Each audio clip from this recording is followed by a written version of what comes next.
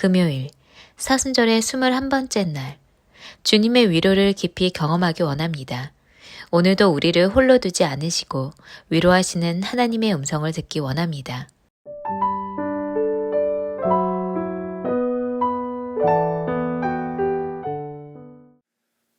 오늘 하나님께서 우리 가운데 주시는 말씀입니다. 우리가 로마서 12장 15절을 함께 합독하도록 하겠습니다. 함께 읽겠습니다. 즐거워하는 자들과 함께 즐거워하고 우는 자들과 함께 울라. 아멘. 자, 오늘 위로라는 주제를 가지고 우리가 함께 말씀을 나누게 될 텐데요. 오늘 아침에 제가 앞에서 이렇게 인사를 하고 있는데 우리 한 분이 올라오시면서 제가 그렇게 얘기했거든요. 이제 곧 이 온도 체크도 없어지겠죠. 그랬더니 네, 목사님 없어질 것 같아요. 그러면서 어저께 축구가 있었다면서요. 네, 2대0으로 이겼다고 그러시면서 뭐라 그러시냐면 목사님 거기 많은 사람이 있는데 그것만으로도 너무 좋더래요. 네, 이제 정말 끝나가는 거야. 그것만으로도 너무 좋다라는 거예요. 근데 제가 그 얘기를 듣는데 저도 너무 좋은 거예요. 왜냐하면 우리가 자꾸 상황을 어렵게 보고 어렵다 그러면 어려울 수밖에 없거든요. 그러나 그 상황 가운데서도 긍정적인 것을 보면서 우리가 서로를 대할 때 사실 그게 서로에게 위로가 되지 않을까. 어저께 기획위원 중에 한 분께서 확진이 됐다고 확진 증명서를 올리셨습니다. 네, 확진 증명서를. 근데 저는 어제도 너무 기분이 좋은 거예요. 왜냐하면 똑같은 상황에서 아직 증상은 발현되지 않았지만 어떻게 해요? 걱정돼요? 걱정이 되겠죠. 그러나 사실은 그 말로 인해서 어떻게 해야 될까 막 그럴 수도 있는데 그냥 네, 괜찮다는 거예요. 근데 또 그 밑에 막 댓글을 다셨어요.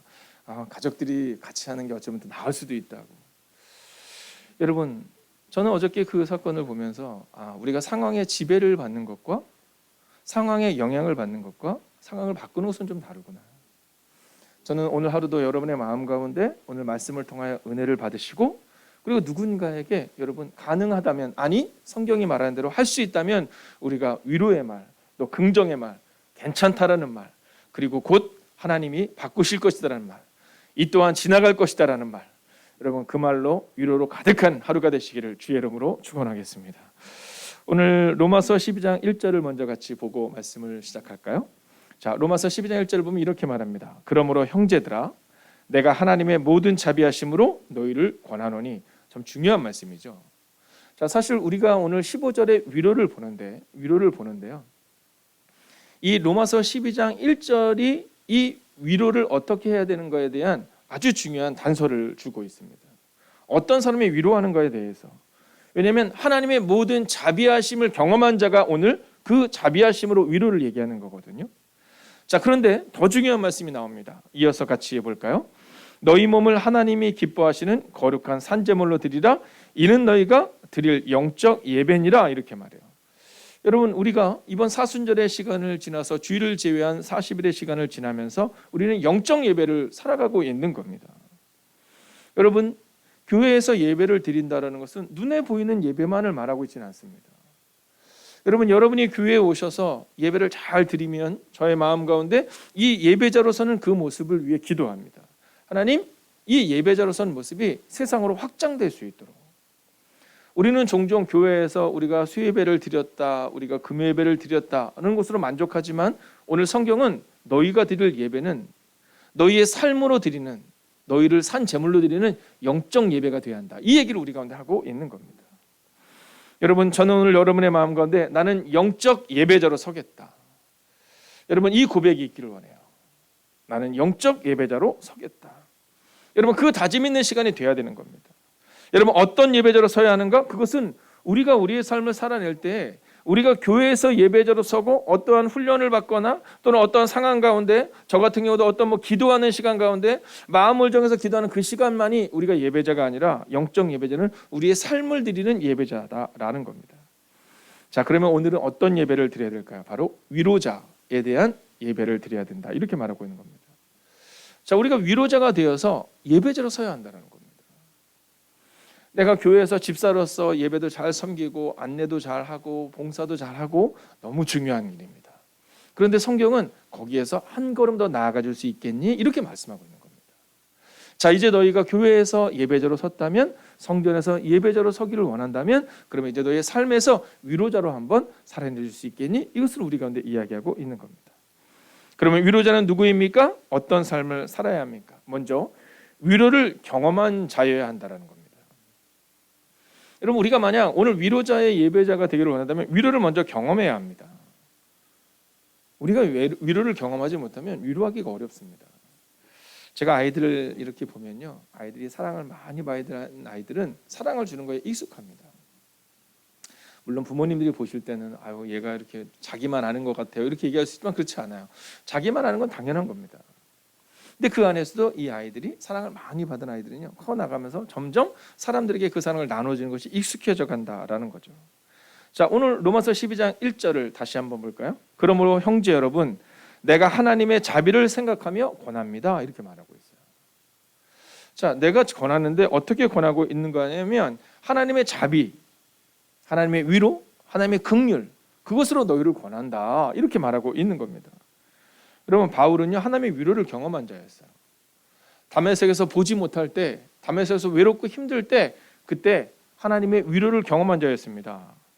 또한 그가 예수님을 만난 다음 그가 고향 다소로 내려가요. 왜냐하면 그를 믿지 못해요. 바울은 박쥐 같은 사람이었어요. 왜냐하면 사람들이 볼 때, 유대인들이 볼 때는 저 배교자 이렇게 말하는 거고요. 그리고 또 그리스도인들이 볼 때는 아직 아닌 것 같은데, 얼마 전에 저 사람이 내 형제를 죽였고 우리 교회 누구를 잡아 죽였는데, 그래서 아무도 믿지 못하는 상황 가운데 그는 아라비아 광야로 갔다가 또 하나님과 깊은 교제 가운데 있지만 그는 끝내는 다소로 내려갑니다. 다소가 어디냐면 바울의 고향이죠. 근데 그때 누가 찾아가요? 바나바가 찾아갑니다. 사람들한테 말해요. 내가 보증하겠다, 이 사람. 이 사람 성령의 사람이다. 그리고 그를 데리고 와요. 여러분, 바나바의 위로를 경험하는 거예요. 바나바의 위로를 경험하고 예수님의 위로를 경험한 거예요. 그러면 바나바는요, 마찬가지입니다. 그는 하나님의 위로를 경험한 거예요. 그리고 또 다른 누군가의 위로를 경험한 겁니다. 여러분, 기억하십시오. 오늘 위로를 경험하는 자가 되어야 합니다. 그때 우리가 비로소 위로할 수 있는 거거든요. 교회에서 위로하라고 하니까 억지로 위로하는 것은 언젠가는 바닥이 나게 되어 있습니다. 그래서 사실은 어른들이 필요합니다. 어른들이 필요합니다. 어른들의 사랑을 많이 받고, 그래서 사실은 동역자가 필요합니다. 동역자의 사랑을 많이 받고, 그래서 사실은 교인들이 필요합니다. 교인들의 사랑을 많이 받고. 저는 오늘 여러분이 먼저 이 시간 말씀을 통하여 위로를 얻고 이 시간 하나님의 은혜를 경험하는 시간 되기를 주의 이름으로 축원하겠습니다. 두 번째는요, 먼저 성경을 볼까요? 즐거워하는 자들과 함께 즐거워하고 우는 자들과 함께 울라라고 나와 있거든요. 자, 여기서 반복되는 단어가 하나 나오잖아요. 그게 함께라는 단어입니다. 여러분, 위로는요 함께 해주는 겁니다. 우리는 위로를 어렵게 생각하지만 위로는 단순하고 명료합니다. 바로 함께 해주는 겁니다. 이게 바로 오늘 성경이 우리가 내주는 두 번째 메시지입니다. 여러분, 위로에는 필요한 것이 있어요. 그게 뭐냐면 함께 해주는 겁니다. 여러분, 사랑해주고 그리고 사랑해주다 보니까 같이 울어줄 수 있는 겁니다. 여러분, 사랑하면 함께 해줄 수 있는 거거든요. 자, 오늘 우리 가운데 있어서 위로를 생각할 때 내가 무엇을 해줄까 너무 어렵게 생각하지 않아도 괜찮습니다. 어떻게 생각하시면 되냐면 내가 함께 해줘야겠다. 그러면 그것으로 족하다라는 겁니다. 자, 성경을 보면 이렇게 말하고 있거든요. 즐거워하는 자들과 함께 즐거워하고, 이렇게 말해요. 여러분, 이게 참 어려워요. 이게 성경으로 볼 때는 괜찮거든요. 성경으로 볼 때는 괜찮거든요. 근데 이게 우리 삶으로 들어오면 좀 어렵습니다. 그래서 우리 선배들께서, 우리 조상들께서 우리에게 속담을 하나 줬는데 참 그 속담이 씁쓸하면서도 사실은 고기가 끄덕여지는 속담이잖아요. 그게 뭐냐면 사촌이 땅을 쓰면 배가 아프다라는 겁니다. 그러면 안 되는데 사촌이니까 막 잘 됐다고 얘기하니까 막 기뻐해야 되는데, 근데 그게 잘 안 되는 겁니다. 자, 왜요? 이유는 무엇일까요? 여러분, 사랑하지 않기 때문인 겁니다. 마음속에 시기가 오고 마음속에 비교의식이 들어오는 그 순간부터 우리 가운데 어떤 일이 발생이 되느냐 하면 바로 이 모습이 발생이 되는 겁니다.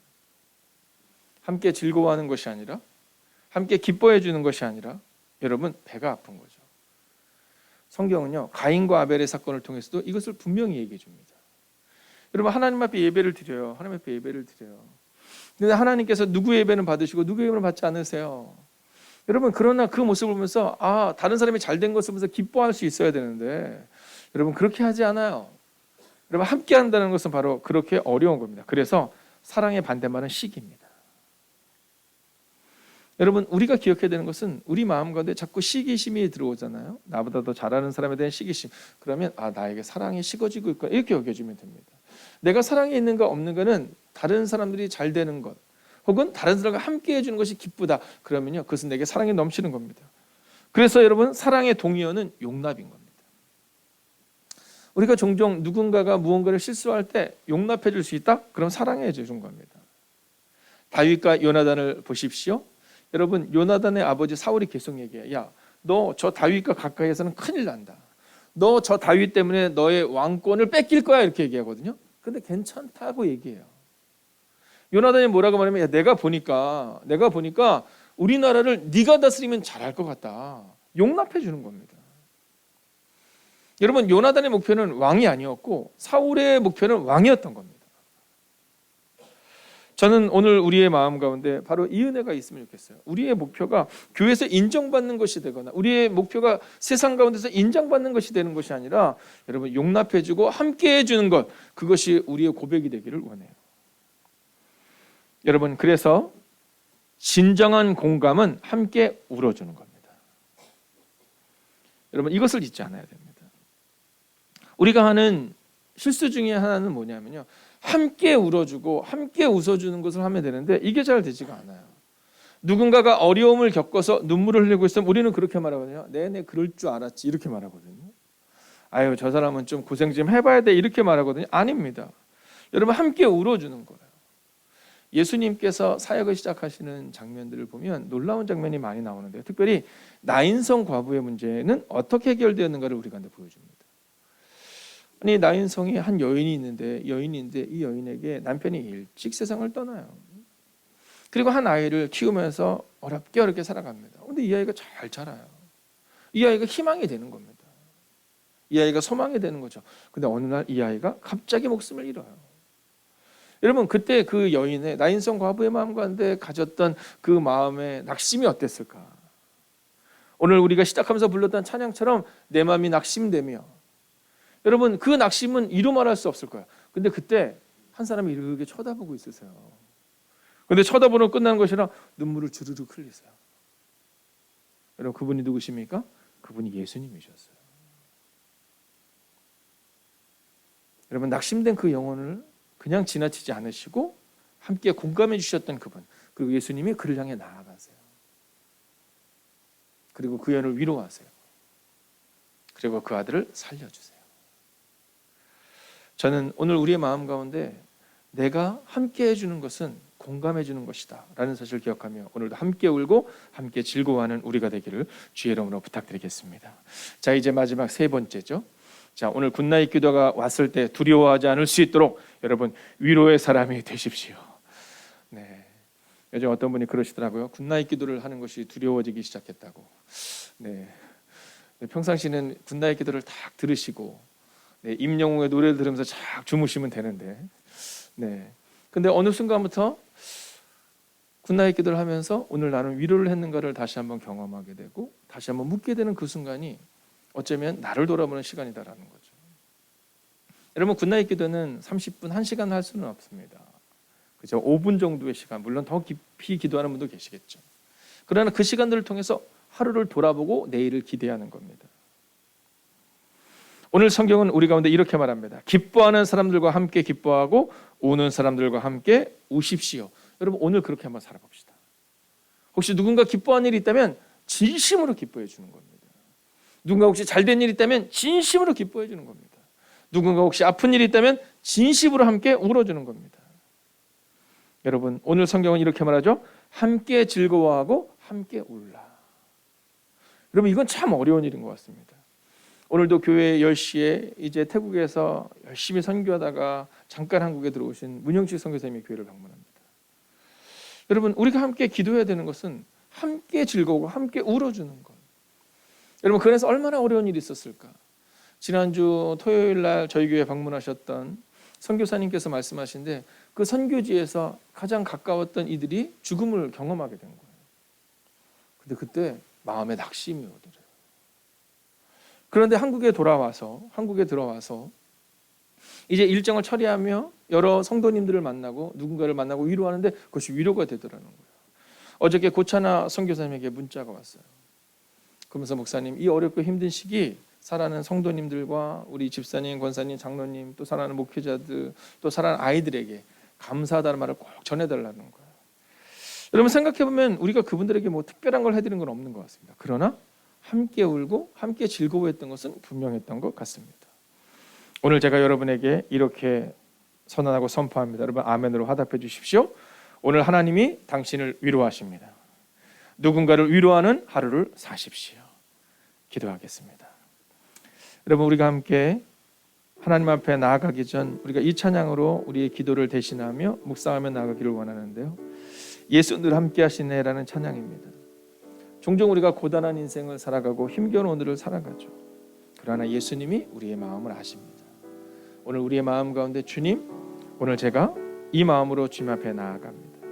고단하고 힘겨운 오늘을 살아가지만 주님 제 마음을 위로하시고 이어서 기도할 때 주님의 깊은 위로를 경험하며 누군가에게 그 깊은 위로를 전하며 위로자로서는 하나님의 사람이 되어 오늘도 위로 예배를 드리는 우리가 되게 해달라고 함께 찬양하고 함께 기도합시다. 고단한 인생길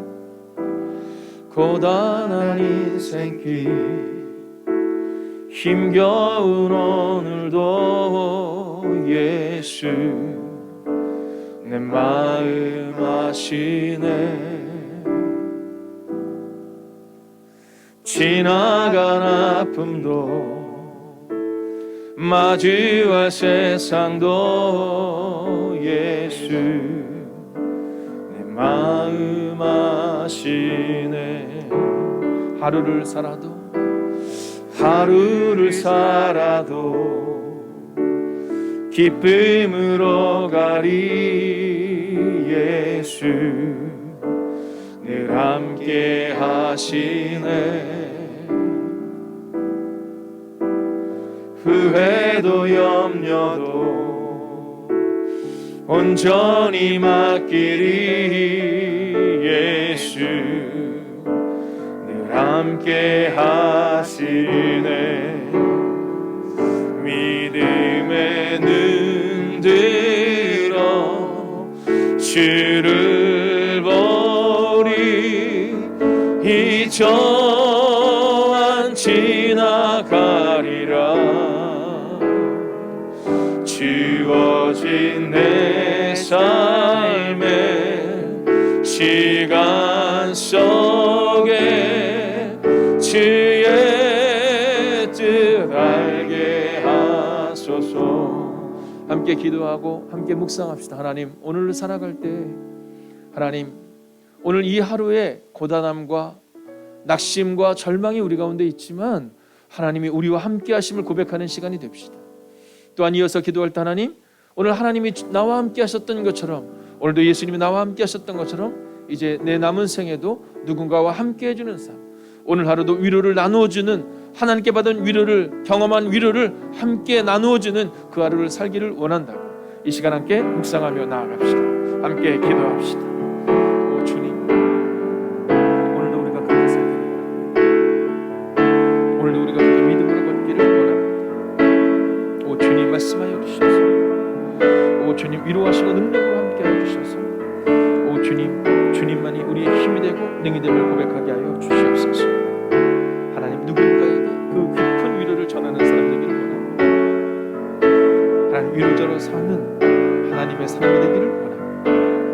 오늘도 위로의 예배를 드리는 그런 사람 되기를 원합니다. 하나님, 오늘도 눈물로 기도하는 하나님의 거룩한 사람들이 있습니다. 하나님, 이 또한 지나가는 은혜를 우리 가운데 허락하여 주시옵소서. 오 주님, 오늘도 믿음으로 걷는, 오늘도 능력으로 걷는 은혜가 우리 안에 임하기를 원합니다.